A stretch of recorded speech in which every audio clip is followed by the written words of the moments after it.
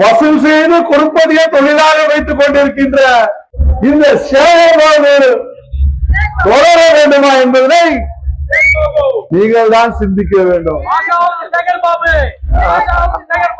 இன்னும் 2 மாசத்துல தெரியும். மீறி எல்லாம் புரிகிறப்போ அவர் நண்பர் பாலாஜி உற்சவம் போறாரு, இவரு என்ன போக போறாருன்னு தெரியல.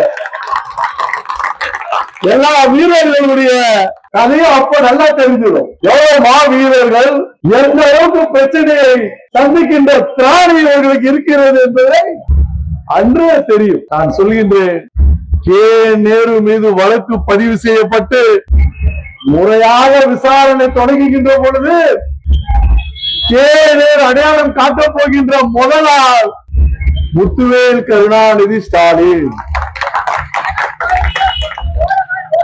இரண்டாவது நபர் முத்துவேல் கருணாநிதி ஸ்டாலின் உதயநிதி, மூணாவது நம்ம சட்டமன்ற உறுப்பினர் சேகர் பாபு, நாலாவது மேயர் பிரியா.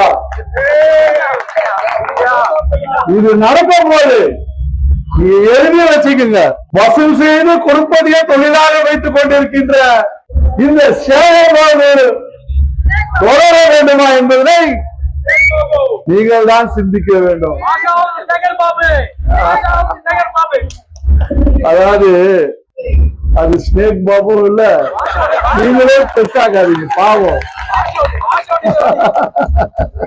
அதுவே அதை பில்டப் பண்ணிக்கிறோம், அவ்வளவுதான்.